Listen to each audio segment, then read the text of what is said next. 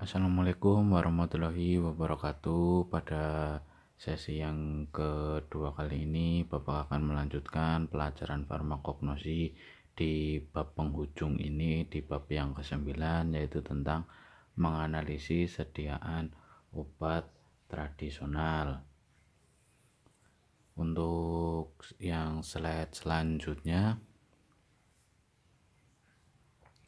tahap uji yang pertama adalah uji praklinik. Uji praklinik atau disebut juga studi atau pengembangan atau penelitian praklinik atau non-klinik adalah tahap penelitian yang terjadi sebelum uji klinik atau pengujian pada manusia.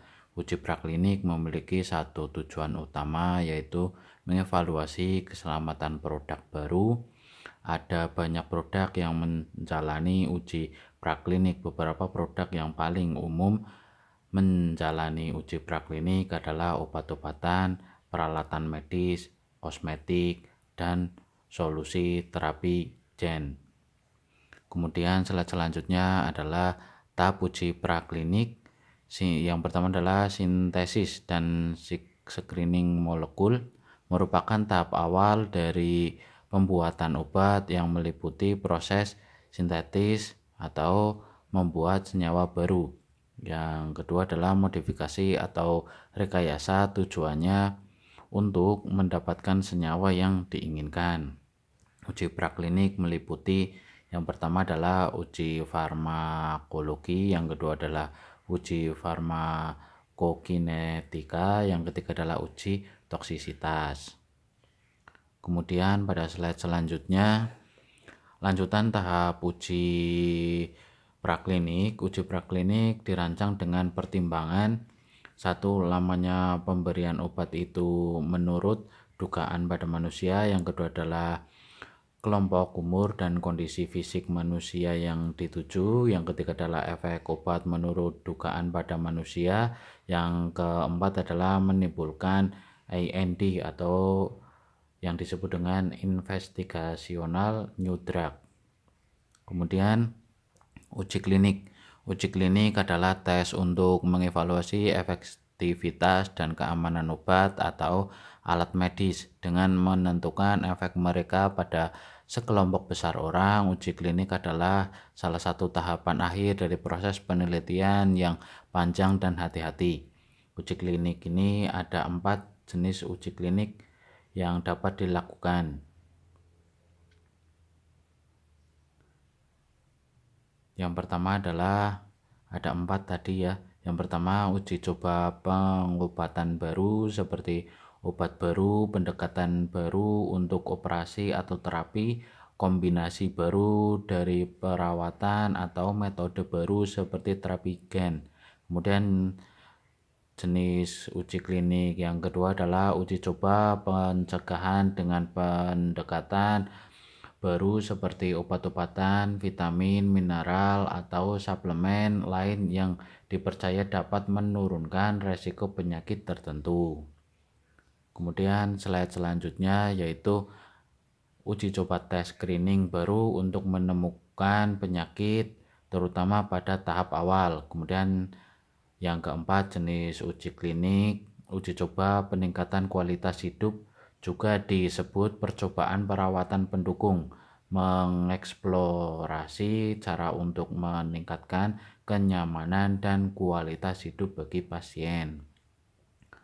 Yang pertama adalah tujuan uji klinik, untuk membuktikan atau menilai manfaat klinik suatu obat, pengobatan, atau strategi terapi secara objektif dan benar.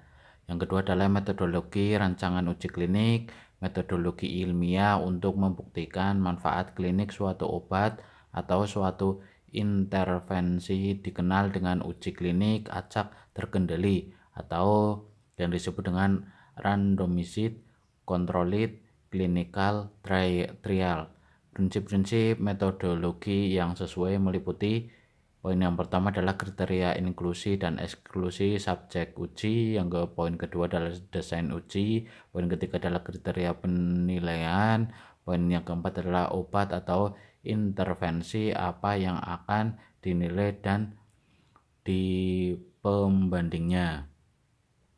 Selanjutnya adalah tahap-tahap uji klinik. Yang pertama adalah uji fase yang pertama. Obat yang diujikan diberikan pada manusia atau sukarelawan yang sehat. Tujuannya, poin pertama, melihat efek samping dan toleransi subjek. Poin yang kedua, menilai hubungan dosis dan efek obat. Poin yang ketiga, melihat sifat kinetik obat meliputi IDMA. Kemudian uji klinik fase yang kedua, studi pada manusia yang sakit dalam jumlah terbatas, bertujuan untuk melihat kemungkinan efek terapeutik dari obat yang diujikan dilakukan secara terbuka tanpa kontrol atau yang disebut dengan uncontrolled trial. Catatan. Yang pertama adalah hasil dari kesimpulan yang diperoleh pada uji klinik fase kedua ini belum dapat digunakan sebagai bukti adanya kemanfaatan klinik suatu obat. Yang kedua, uji klinik fase 1 dan 2 dimaksudkan sebagai langkah persiapan uji klinik fase ketiga dan yang keempat. Kemudian uji klinik fase yang ketiga, studi pada manusia yang sakit dengan populasi yang benar. Dalam tahap ini, obat diuji atas dasar prinsip-prinsip metodologi yang sangat ketat. Tujuan uji memberikan kesimpulan secara definitif mengenai ada atau tidaknya kemanfaatan klinik suatu obat. Kriteria metode controlled clinical trial. Yang kedua adalah diperlukan obat standar yang sudah terbukti khasiat dan keamanannya atau kontrol positif, dan placebo atau yang disebut dengan kontrol negatif. Slide yang selanjutnya, tahap-tahap uji klinik. Yang keempat adalah uji klinik fase yang keempat, dikenal dengan post marketing surveillance. Tujuannya untuk mengetahui adanya efek samping yang jarang dan serius pada populasi, serta efek samping lain yang tidak terdeteksi pada uji klinik fase yang pertama, kedua, dan yang ketiga.